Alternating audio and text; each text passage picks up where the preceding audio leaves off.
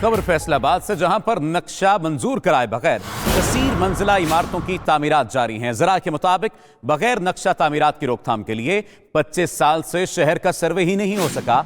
80% इमारतें खिलाफ नक्शा तामीर हो गई हैं। मेट्रोपॉलिटन कारपोरेशन में बिल्डिंग कवानीन पर अमल दरामद के लिए स्टाफ मौजूद नहीं है। फैसलाबाद से नुमाइंदा 92 news Asif Sidhu hologram technology के जरिए लाहौर स्टूडियो में मौजूद हैं। इनसे बात करते हैं।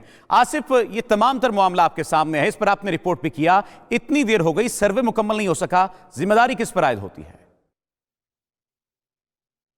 जी बिल्कुल, मेट्रोपॉलिटन कॉरपोरेशन की जानिब से कवानीन के मुताबिक हर साल शहर में सर्वे कराना ज़रूरी है ताकि पता चल सके कि क्या लोगों ने नक्शों के मुताबिक तामीरात की हैं या नक्शों की खिलाफ वर्जी की है, और कितने ऐसे शहरी हैं जिन्होंने अपनी इमारत डिमोलिश करके दोबारा से खड़ी की हैं और नक्शे को फॉलो नहीं किया। उनके जिम्मे कितना टैक्स है, कितना उन्होंने नक्शे की मंजूरी के लिए टैक्स सरकार के अकाउंट्स में जमा करवाना था और नहीं करवाया।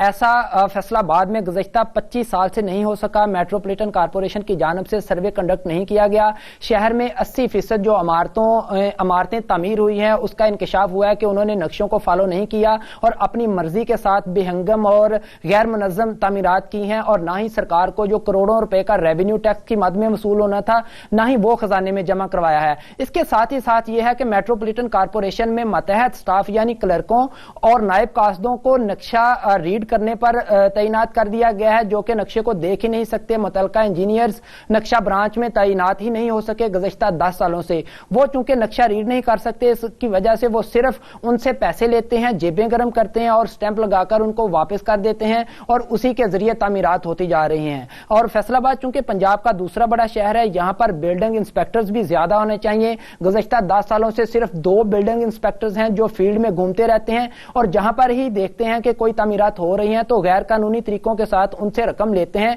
अपनी जेबें भरते हैं और वापस चले जाते हैं, और उनको खुद साख्ता ज़बानी ही मंजूरी दे देते हैं कि वो अपनी तामीरात को जारी रखें। खुसूसी तौर पर फैसलाबाद अंदरूनी शहर में ये देखने की जरूरत थी, और फैसलाबाद की कॉलोनियलिज्म चूंकि बहुत ज्यादा बसी हुई है तो इस पर अमल दरामद करवाना इंतहाई जरूरी था।